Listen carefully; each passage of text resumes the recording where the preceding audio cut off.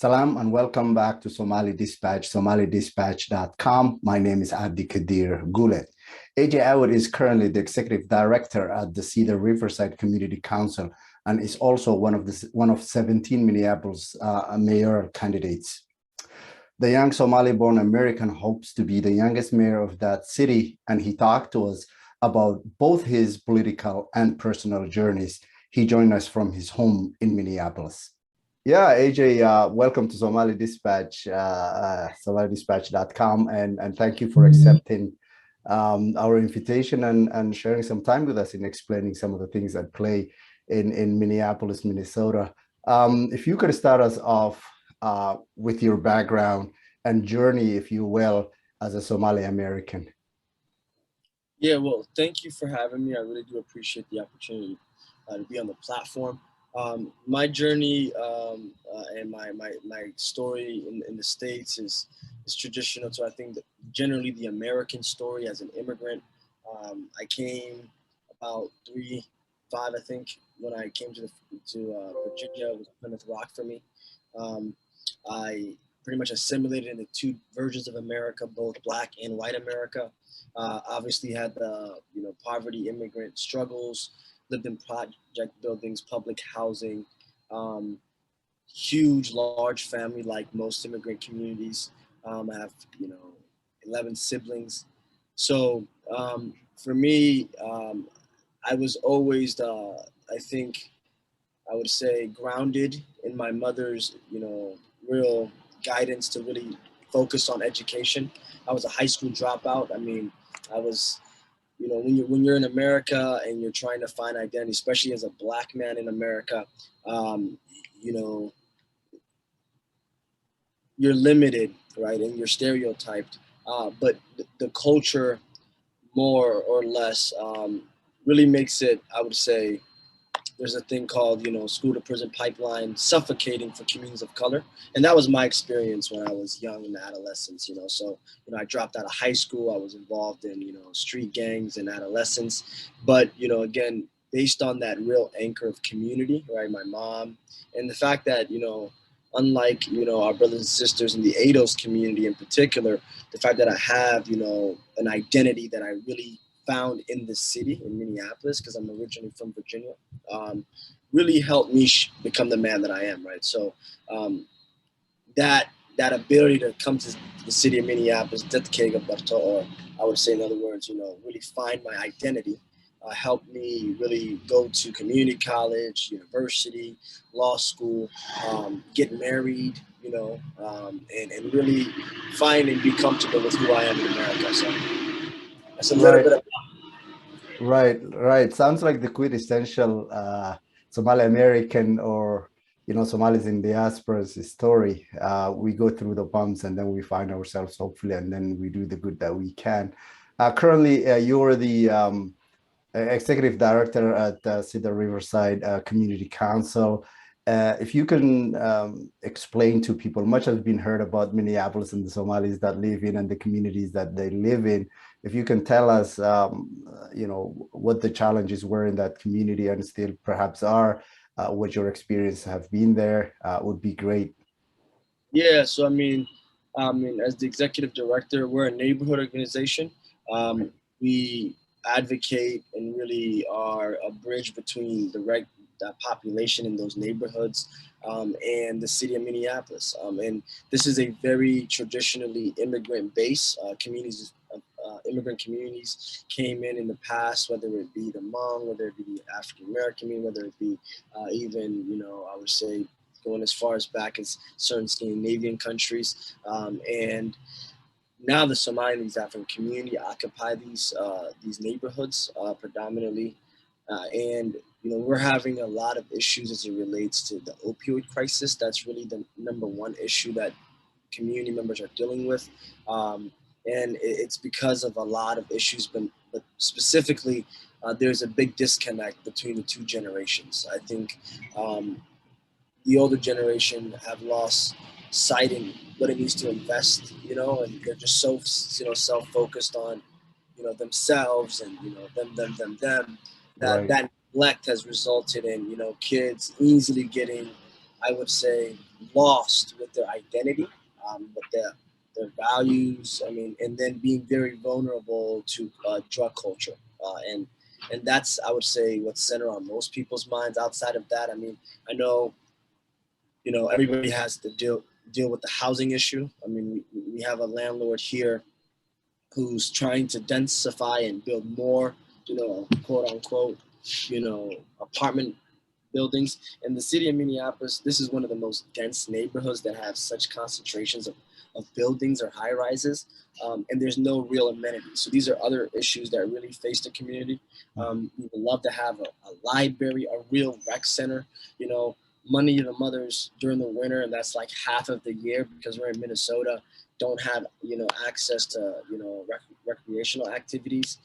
There's not, a really close rec center or really, I would say, modern or appropriate sized, recreations. So things like that are very much issues that we're dealing with. The neighborhood organization does a lot in that regard. We've hosted several events where we're doing, opioid addiction partnerships. We have a research study that we did with the University of Minnesota that we just started that should be concluding now to really wrap ourselves around what's going on within the younger populations, why are they getting addicted to opioids, and how could we try to even solve this answer, So that's generally what the type of work that we do at CRCC.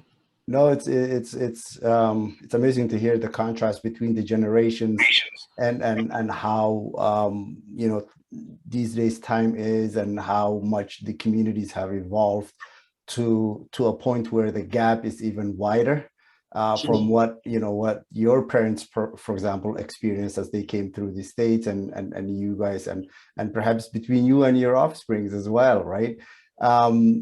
It's also amazing to hear how the opiate crisis are hitting the inner city, if you will, or more of a suburban settings. Well, actually, it was a suburban issue, but now it looks like it's making its way into the other neighborhoods. Universal, yeah. Yeah. You're running for mayor of Minneapolis in the November 2nd election with other 17 candidates. Tell us a bit about how you differentiate yourself from those other candidates and the uniqueness that you bring to the race and perhaps to that office if you win and when you win. Yeah. So I would say that out of all the other candidates, I think I'm the only one with the requisite skills, lived experiences, relationships, and credibility to get the city of Minneapolis through this difficult time. Specifically as it relates to my professional training, I'm a mediator by profession outside of my legal training, or I should say in addition to my legal training. And for me, the city of Minneapolis has a mediation issue. There's a lot of disputes, but the community is divided.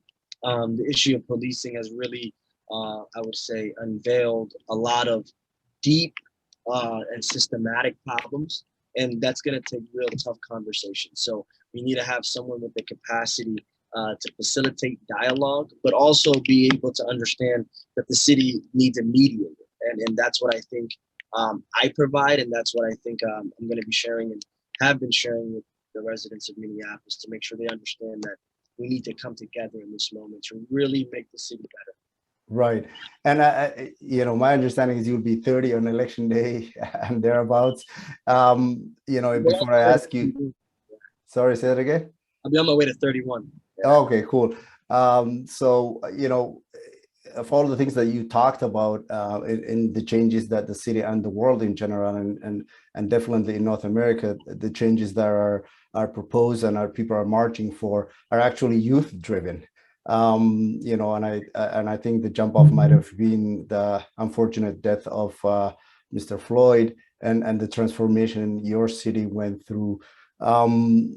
So in that regard, I would say a youth or a younger person always being at the helm of such city would help.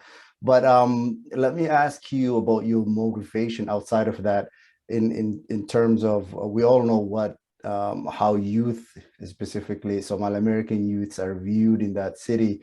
What motivated you in the trajectory that you're on right now to running for office, and and your political ambitions and all of that? Yeah, I mean, that's a great question. I mean, I think you're spot on that there is definitely, even in this race at large, a generational aspect to it where, um, I mean, the uprising was sparked by the youth. And for me, you know, my motivations and this opportunity is the complete failure in leadership in the city right now. I mean, the mayor and the city council really failed the people of Minneapolis. And as it relates to really getting us through and answering these tough problems, police brutality, and really building a new public safety model, really talking about the homelessness crisis and really addressing that in a really, you know, robust and I would say vigorous way. And ultimately, I think we're trying to be a standard bearer for the generations to come. And for the other generations above us or on top of us, I would say the millennials. Um, their I would say their concerns have to do with fear being propped up by a lot of establishment folks in the city. But it's very true. You know, the future is for the youth, and this city's youth ultimately have a lot to say, and they're qualified. I mean, um, we have competency. I mean, in the city, and for me too, that's another personal motivations. I think uh, the larger mainstream audience got, I think, exposed to uh, a a limited audience of, you know, immigrant community activists or politicians. Rightfully so. My generation, after, you know, the Civil War, having, I think, critical faculties beyond that limitation, I think is just going to be something that needed to be done because Right. it sets a better representative model for the next generation of youth, Somali youth particularly. So Right. You've mentioned the Civil War and Somalis and the reasons that, were behind us coming out and being in great places like Minneapolis and in Canada, where I am, for example. Do you find it, I at least notice it's difficult to detach, Somalis from what's happening in Somalia, no matter where they live in the diaspora. Would that, do you notice that? Do you see some of the divisions that are going on back home, harbored in your city? Is it a hindrance in your city? I find it very amazing and surprising at the same time that people would hold on to that, even though, we live out here these days and it actually might make their decision. How do you see that?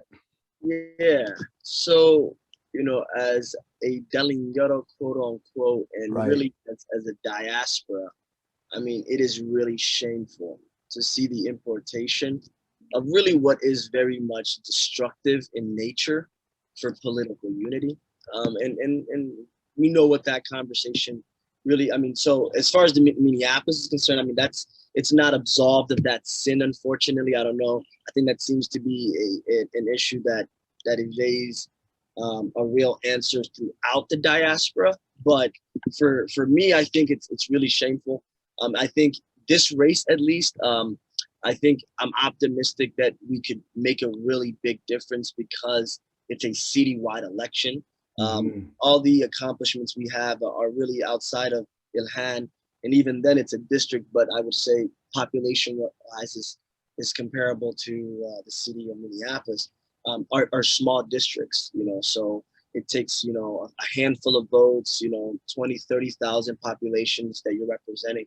And here it's really a unified collective effort to really try to accomplish this mayorship, right? For me to become mayor, I need to keep the Somali base. That's Right. true. The Right. numbers need to stay there. There's a potential, you know, 15 to 20,000 votes, and those matter. And Right. if we, I think, um, struggle with, you know, the the the tendencies to divide ourselves into you know, columns and sub columns after that Right. is not really beneficial to the longevity for any generation of Somalis moving forward. So I'm again running for that reason. I think this race has an opportunity to really, you know, shape the conversation, expose that truth, and hopefully have everyone commit themselves to, you know, passing the buck firmly to the next generation that really doesn't have that, I would say, coercive and poisonous mindset. Right. You know, thank you for answering all of those questions in general terms and in specific terms. But you know, for the voters in your city, you know, what would you like to say to them directly? I know you've already talked about your campaign having the ability to transcend all of the issues that might be in a fiefdoms or and maybe you know in sub you know communities. How could they get involved? If you can tell us where to go to support you. I understand, I can see the reflection of your lawn sign there, lawn sign, and it looks like a big board from where it looks like a billboard from where I'm sitting, but if you could speak to the voters directly in Minneapolis and how they can get involved in your campaign would be a good way to end, I think. Yeah, so I think so. Our website is awedformayor.org. Our address is 2021 East Hennepin Avenue, Southeast Minneapolis. So our offices are open, you know, Monday through Sunday, really. We would love for people to volunteer. You can register to volunteer there. Our campaign is really grassroots, people-centric, focused on having the people really shape their politics, really having communities of color lead in this important moment, and hopefully to earn the support and try to really set the new change that everybody's been looking for, that hasn't really come from past mayors' promises. So hopefully I can get your number one support. If I can't get your number one vote or one rank me number 2 or 3, since we have ranked choice voting in Minneapolis.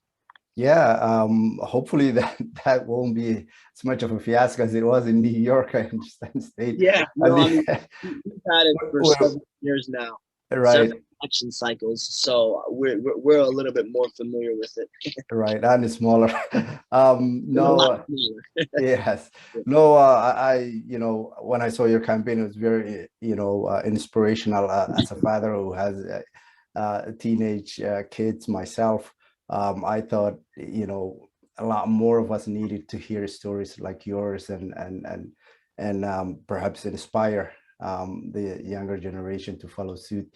I appreciate you coming on and explaining and your thoughtfulness and your maturity, political maturity. For someone, I don't think you have you know, a history of politicians in your family, but I think you No, don't, you didn't need it. I appreciate it. Thank you very much for coming on, and hopefully we can speak a lot longer in the future. Thank you very yeah, much. no, I really look forward to it. Thank you for inviting me to the platform, and I promise you, if we're fortunate enough here and God blesses us with this history making moment, I will be taking another interview as mayor of Minneapolis, inshallah.